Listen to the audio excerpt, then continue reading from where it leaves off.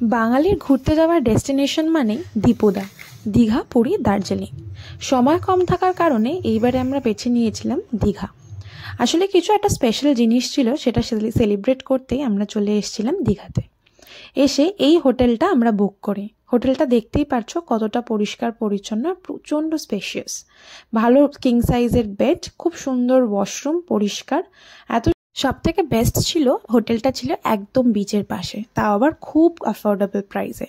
তোমাদের যদি হোটেলটা পছন্দ হয়ে থাকে আমাকে কমেন্টে জানিও, আমি তোমাদেরকে সব ডিটেলস দিয়ে দেবো। সো সবার ফার্স্টেই হোটেলে এসে আমরা চলে যাই একটু ব্রেকফাস্ট করতে। সো ব্রেকফাস্ট করে চলে আসি রুমে, আর এতটাই টায়ার্ড হয়ে পড়েছিলাম যে একেবারে টেটে ঘুম দিয়েছিলাম। তারপরে আর কোনো ভিডিওই আমি করে উঠতে পারিনি। তারপরে ঘুমটুম দিয়ে উঠে তাড়াতাড়ি রেডি হয়ে আমি চলে গেছিলাম ঢেউসাগরের দিকে। ঢেউসাগরের একটা অলরেডি মিনি ভ্লগ আমি আমার চ্যানেলে দিয়ে রেখেছি। জায়গাটা ভীষণ সুন্দর, তোমরা গিয়ে একবার দেখে আসতে পারো। আর নিউ দীঘা থেকে ঢেউসাগরের ডিস্টেন্সটা অলমোস্ট ওই 10 মিনিটের মতো। আমরা টোটো করে গেছিলাম, মাত্র 10 টাকা করে ইচ পারসন ভাড়া নিয়েছিল। তোমাদেরকে হয়তো আরও বাড়িয়ে সারিয়ে বলবে, তাই তোমরা চাইলে নেগোশিয়েট করে নিতেই পারো, কারণ ভাড়াটা 10 টাকায়। তারপরে ঢেউসাগরে নেমে বেশ কিছুক্ষণ সময় কাটালাম। চারিদিকটা দেখতে দেখতে সময়টা কিভাবে কেটে গেল বুঝতেই পারলাম না। দীঘা গেলে আগেও বলেছি এই জায়গাটা একেবারেই মিস করো না। দেন আমরা চলে গেলাম নিউ দীঘা বিচে। ওখানে গিয়ে সবার ফার্স্টে এই গেমটা আমাদের চোখে পড়লো, আমার আর অনেকের ফেভারিট গেম। যে কোনো মেলাতে গেলেই আমরা এই জিনিসটা সবার আগে করি। যাই হোক, সেটাই সবাই মিলে করে নিচ্ছিলাম। আর দীঘা এসে মাছের দোকানে চোখ পড়বে না এটা তো হতেই পারে না। অনেকের আবার চোখ পড়েছে বিচ্ছিরি দেখতে অক্টোপাসটার দিকে। যাই হোক, সবাই মিলে কনভিন্স করে ওকে না করলাম না খাওয়ার জন্য।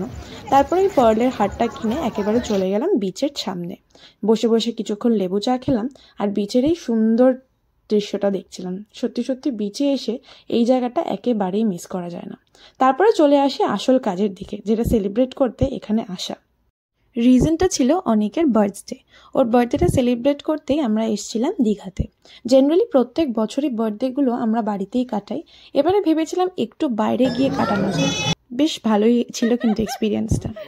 এই যে রাত্রিবেলা 12টার সময় ওর কেক কাটা হচ্ছিল। সত্যি বলতে ফ্যামিলিদের একটু হলে মিস করেছে ঠিকই, কারণ প্রত্যেক বছর ওর ফ্যামিলির সাথেই এই দিনটা কাটানো হয়।